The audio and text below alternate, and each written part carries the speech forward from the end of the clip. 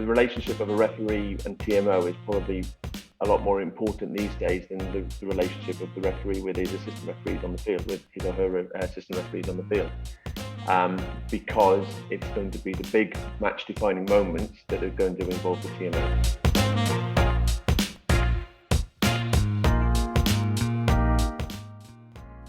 At the very start of the podcast, you're like, it's kind of all about kind of managing people more than, like, obviously you're making decisions on the pitch, but a large part of it's in managing people, and moments like that where tempers are up, where people are getting angry and stuff, where it might be 2 minutes to go and they're screaming at every single breakdown. You just have to remain calm and then kind of look to see kind of every breakdown from a non-biased point of view. Like, is that hard when kind of towards maybe an end of a game where kind of you're scrutinizing maybe more on different breakdowns because of the kind of impact on the game? You see it in football where they say, like, that was a foul, but because it was in the penalty box, it's not a penalty, that type of thing, where just because I think the situation of the game, you shouldn't be leaning towards giving a certain. I think what we would be, the way that we would approach it, and one of the things that we discussed last week was actually closing out a game, and we don't mean that by changing anything that we do.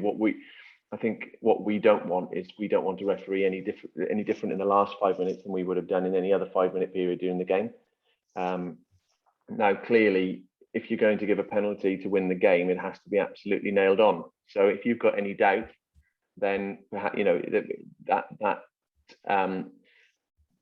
you don't want a wishy-washy penalty, which is going to decide who wins that game. So we're still looking at the clear and obvious, but in theory, we shouldn't be refereeing any different in that last 5 than we have for the first 75 minutes.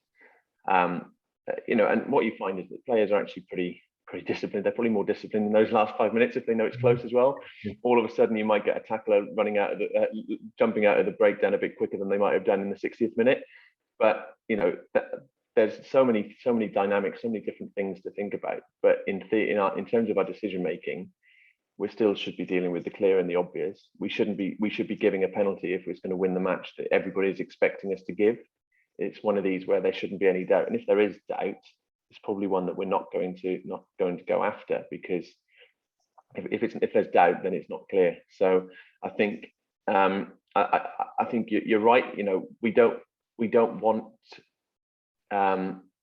We've got to referee the same, but at the same time, we've got to be really sensible in terms of how we approach those last end of game minutes. And it's difficult, and that's when the crowd are up and the whole atmosphere of the game can change a little bit as well. So in answer to your question, no, it shouldn't be any different. Sometimes it probably is, because our tolerance, our threshold for penalty might be slightly higher, but we're still only dealing with those clear and obvious ones. Yeah. So talking about the pressure on the pitch in the last 5 minutes, whether it's like a King's Home on a Friday night or whatever, to a TMO box is also part of the job. What's that like in comparison? What's the pressure like there? I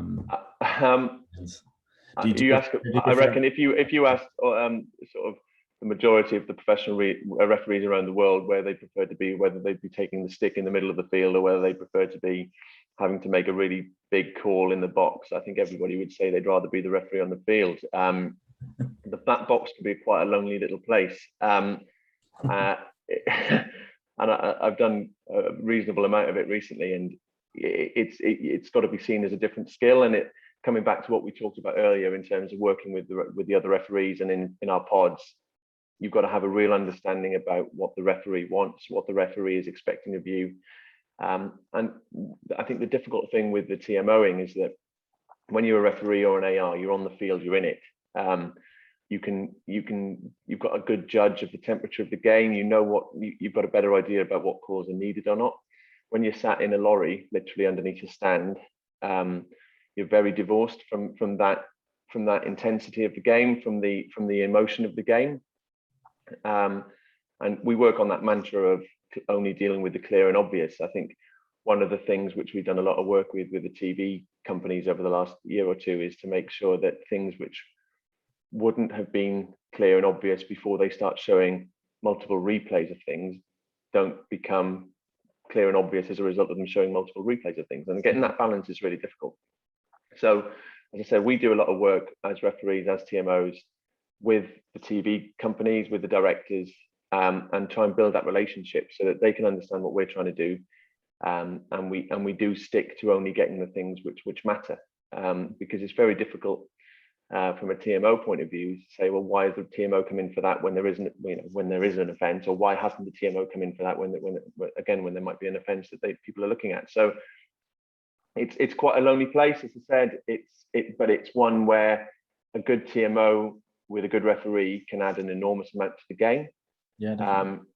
A poor TMO can add to additional pressure for the referee, and the game will probably suffer as a result. So the relationship of a referee and TMO is probably a lot more important these days than the relationship of the referee with his assistant referees on the field, with his or her assistant referees on the field, because it's going to be the big match defining moments that are going to involve the TMO. And as a group of officials, we've just got to make sure that those big moments, if we get a holding on penalty wrong in the 3rd minute, we'll be pretty annoyed with ourselves, but it's not going to be match affecting. If we get a yellow red card decision wrong in the last 10 minutes of a game, then that's the big stuff which we need to make sure we get right. How was that then, doing a TMO in kind of the Six Nations environment, in terms of as a team aspect? How does that work? Like, so it's game week. I assume all the 4th officials, the assistant referees, the referee, the TMO, you all meet. Do you have a discussion about communication? When should we go to the TMO for what things? Or yeah, so I think, firstly, I think it's not the game week. So the prep for, so I was TMO for Barnsley in the opening weekend of the Six Nations in Cardiff for the Island game. That prep started probably 6 weeks, 8 weeks beforehand. Wow. In terms of making it absolutely, just chatting about things, going through clips, going through other examples of TMO, working together in the Premiership.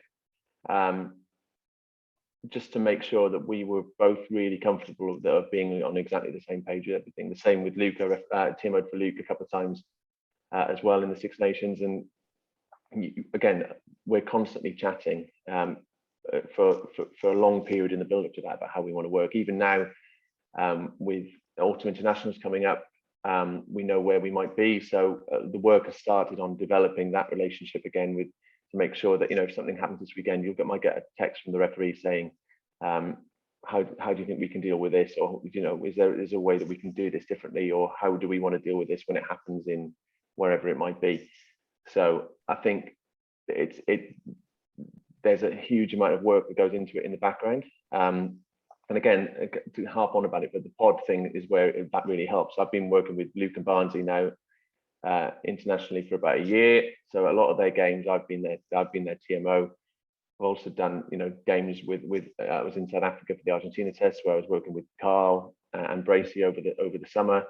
And again, a lot of that build up is managed to make sure that the actual game week is just sort of clarifying things that we've already talked about, and just building on specifics that might have come out of the game the week before or whatever. But that whole run up to an international it goes back quite a long way, and again, we're just trying to plan for eventualities so that we're not in the dark when they happen to us. We've thought about them. We can't plan for everything, obviously, but we can draw on experience and draw on conversations and draw on things that we've seen others doing to make sure that we try and get the best outcome on a Saturday afternoon in the Millennium Stadium or Prince Alfred Stadium or Aviva or wherever it might be.